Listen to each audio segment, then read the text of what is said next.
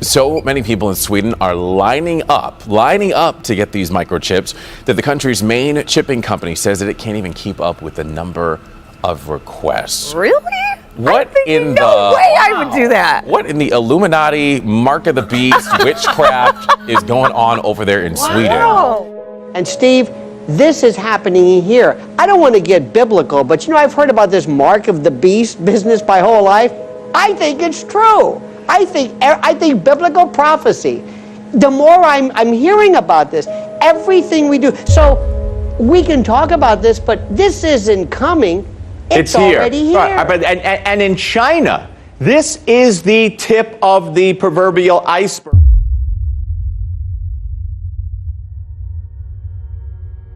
Couldn't sleep, so I came to the church. In the middle of the night, Pastor John Gray took to Instagram to speak with his followers about the anniversary gift he gave his wife of 8 years.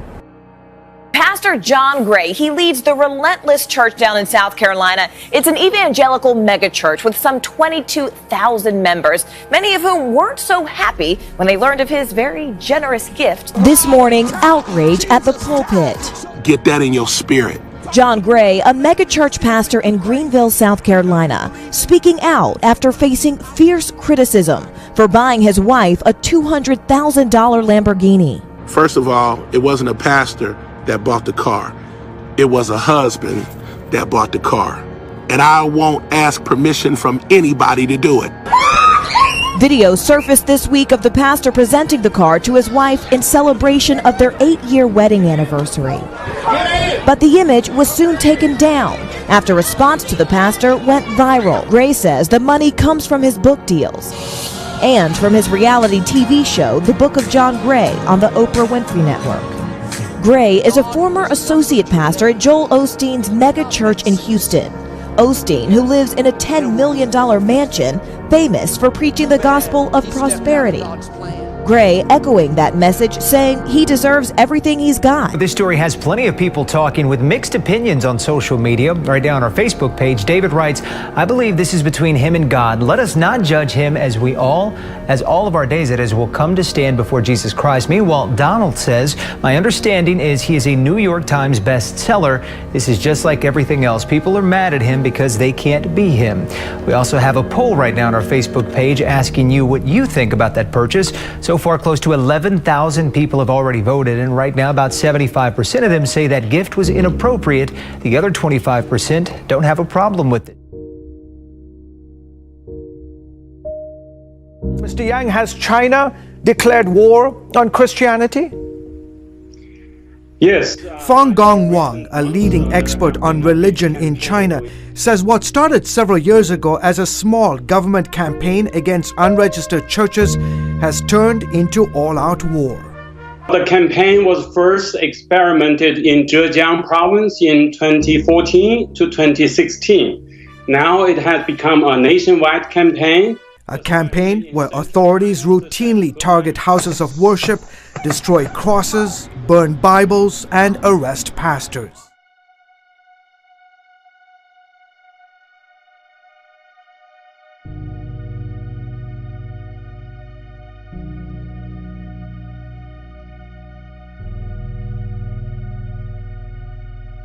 On December 9th, authorities in the city of Chengdu arrested prominent Christian pastor Wang Yi, along with his wife and 100 members of Early Rain Covenant Church. Authorities shut down the church and charged Pastor Wang with inciting subversion of state power. He and his wife could face up to 15 years in prison if convicted.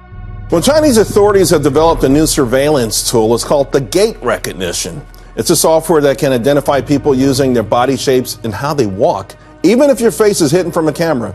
This is already, in fact, being used by police in China, and it's raising a lot of concerns about how far this technology will go and how deep will this deep brother thing go in the country.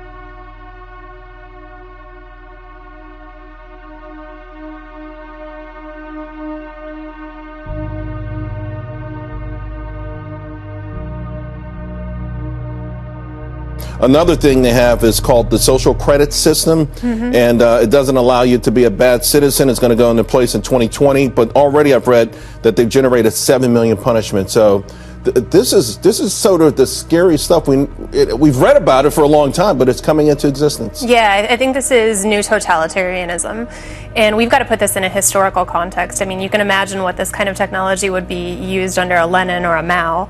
Unfortunately, the trajectory of human rights and freedom in China is going the wrong way. We've seen Xi Jinping in many ways take plays out of Mao's playbook.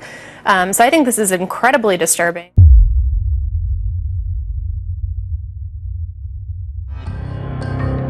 Improving lives, increasing connectivity across the world. That's the great promise offered by data-driven technology. Stop killing our children! Stop killing our children! But in China, it also promises greater state control and abuse of power. This is the next groundbreaking development in data-driven technology: facial recognition. And in China, you can already withdraw cash, check in at airports, and pay for goods using just your face. The country is the world's leader in the use of this emerging technology. And China's many artificial intelligence startups are determined to keep it that way in the future. Companies like Yitu,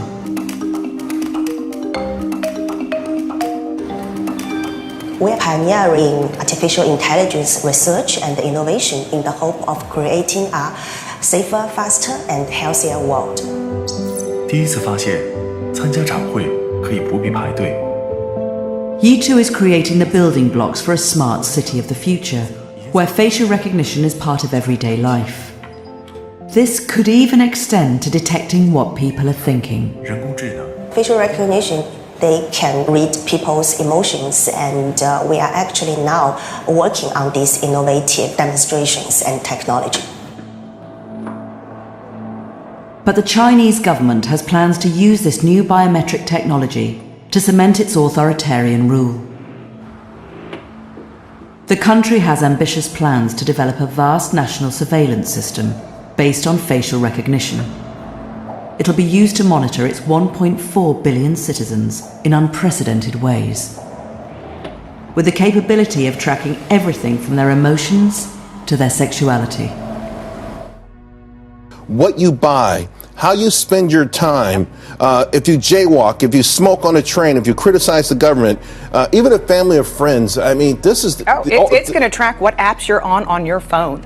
It is Big Brother writ large, and if you think about the steps that Venezuela, Russia, and China are taking to implement their own cryptocurrencies, by 2020, I suspect they will be able to track their citizens' every economic move. I mean, the disparagement of economic freedom, of personal liberty. I mean, just when you think that China is so strong and clamps down so much, if there's an economic slowdown coming, they're going to have to maintain social order. Thousands of people in Sweden have opted to trade in their ID and their credit cards for tiny microchips that would be implanted like underneath their skin. Yeah, these chips are supposed to take the place of key cards, rail cards, credit cards. The chips are typically the size of a grain of rice and are implanted just under the skin between the thumb and forefinger. So many Swedes are lining up to get the microchips that the country's main chipping company says it can't keep up with the number of requests. The future is a wave of a hand away. In case you missed it, here it is again. This is a whole new level of security. No keys or access cards, difficult to steal and copy, but the technology requires a certain level of commitment that's not for the faint-hearted. So this is where the microchip implant story begins, for those who want them at least. Banking, security, general users, so contactless payments, passport data, all could be stored on these microchips and embedded in your hand. It comes down to convenience, I suppose, for a lot of people. It's very hard to lose your hand. This is one of several implant firms reportedly in discussions with British financial and legal companies. The names of the companies are being closely guarded.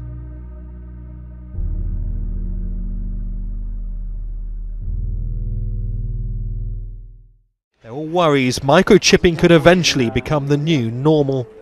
Societies embrace the mobile phone, making us easy to track on a daily basis.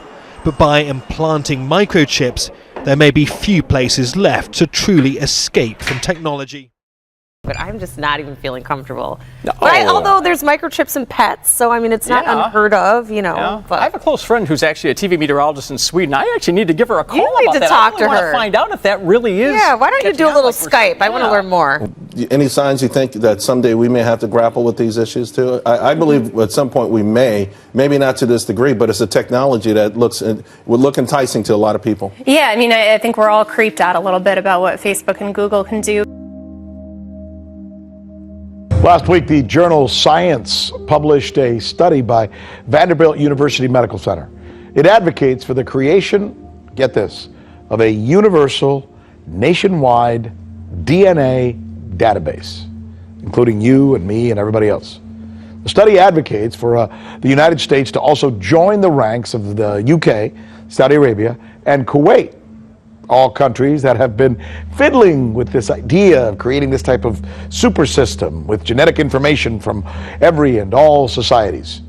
This study also submits that building this universal DNA database, you know, that swab thing that they send you that we've all done or sometimes police ask you to do, would actually result in more privacy. Now, if to you that sounds counterintuitive, you're certainly not alone. Because maybe what we should be asking is, where is that swab I gave for my DNA test going?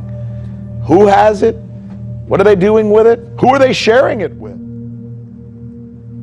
What could be the world's first designer babies. That's the claim of a Chinese researcher who says that he created gene-edited twins.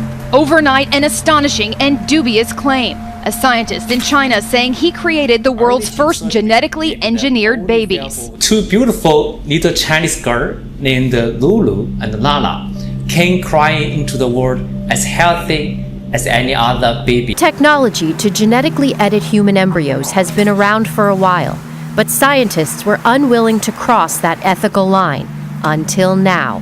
I believe family need this technology, and I'm willing to take the criticism for them. The university where the researcher has worked is calling for an investigation, saying he has been on unpaid leave and officials were unaware of the research project and its nature.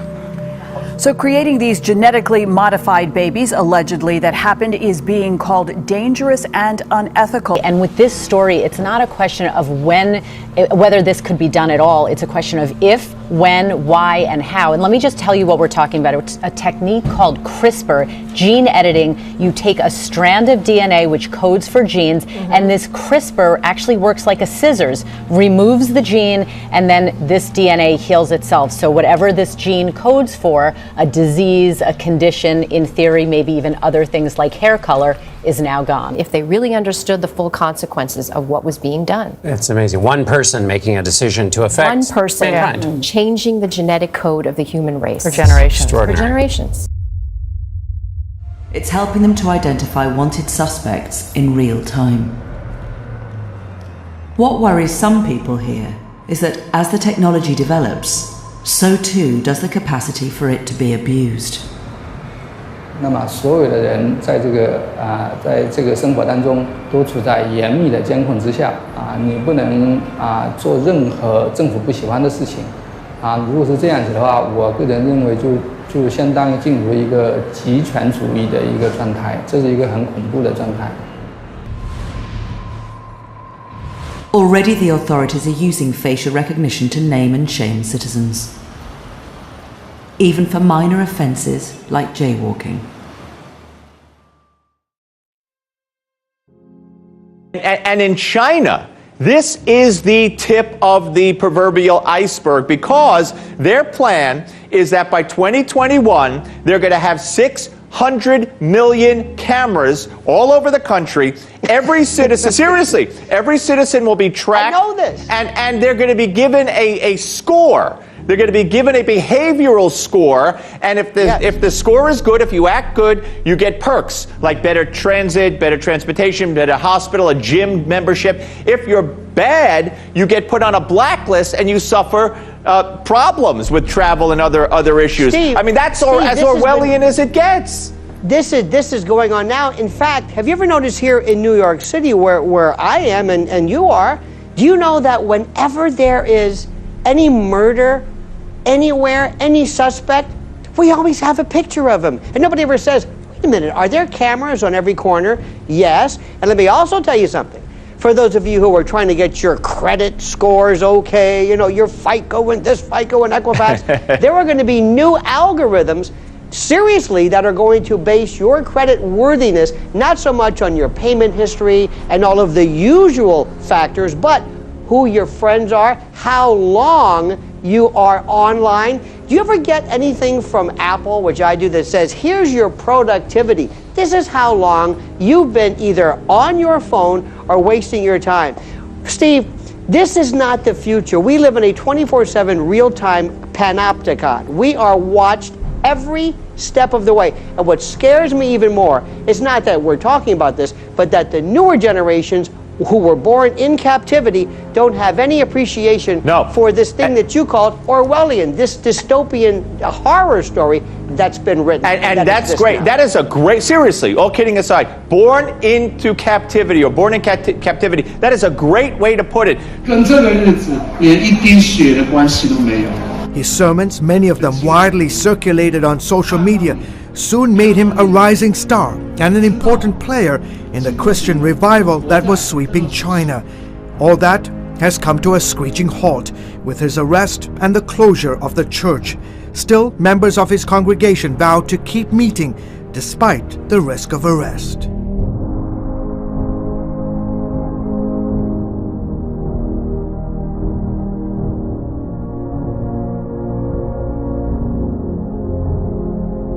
Without checks and balances, China will keep finding new ways to violate the human rights of its citizens. What's already happening in Xinjiang is a warning the rest of the world must heed.